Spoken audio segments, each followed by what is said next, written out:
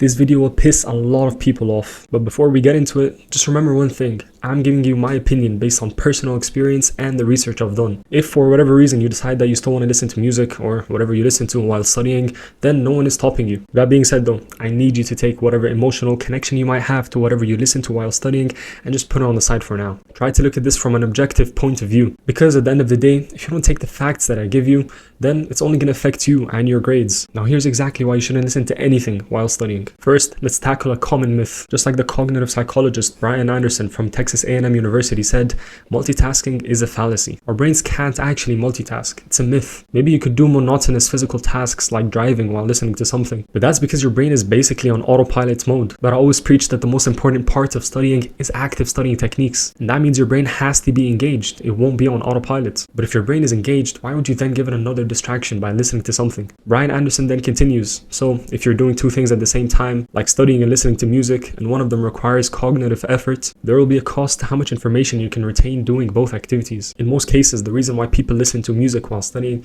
is just because they don't have the discipline and attention span to sit down and study with nothing except their thoughts. We live in tough times when it comes to our attention span. Social media apps like Instagram and TikTok have hijacked our dopamine system, making it extremely difficult for us to sit down and do anything of substance. In fact, according to research, in the year 2000, the average attention span was 12 seconds. Now it is 8. That means we lost over 30% of the attention span that our parents had access to when they were our age. And that doesn't only affect our attention, it also affects our behavior. It makes it so that we're more likely to choose to listen to something while studying because we don't have the attention span and the discipline to hyper focus. And so what I'm getting at here is that when you feel the impulse to listen to music or whatever else while you study, you have to know that it's part of a bigger problem. When you can't even sit down for a 30-minute Pomodoro cycle without listening to anything, there's bigger factors at play here that need to be addressed. And honestly, most of the time, it starts with your social media use. And if those factors aren't addressed, then there's a good chance that you just simply won't get the top grades. And speaking of getting the top grades, the GCSE exam season is coming up, and so I always get a lot of messages of people that are completely lost when it comes to how to study. I see myself in a lot of the people that message me, because at some point I too was getting 5s and 6s. But when I started getting the top grades in year 11,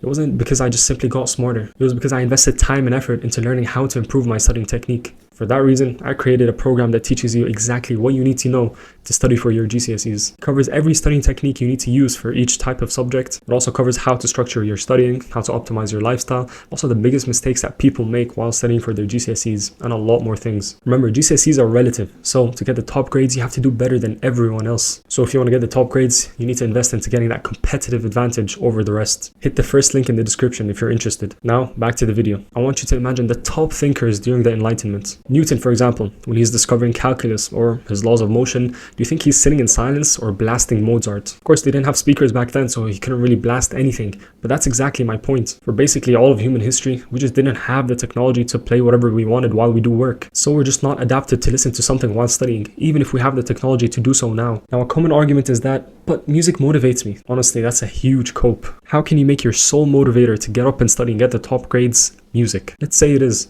What happens when those songs don't motivate you anymore? Are you just going to stop studying? The most motivated people in the world, the people that achieve the greatest things in the world, they're motivated by goals, not just beats and lyrics. When my goal became, I need to get the top grades so I can get into a decent uni and then lay down a good career path for the future, that's when I started to feel real motivation. Motivation that doesn't go away, even if you're tired or feeling lazy. Music, on the other hand, can only motivate you some of the time. And even when it doesn't even last that long. Sit down and make goals for yourself, but don't only stop there. Think of the consequences that can occur if you don't achieve those goals. You might start feeling a bit nervous, but that's a good type of nervous. That's the type of nervousness that makes people work harder to achieve their goals. That feeling will motivate you in a way that's more sustainable, healthy, and effective than music or anything else you can listen to while studying.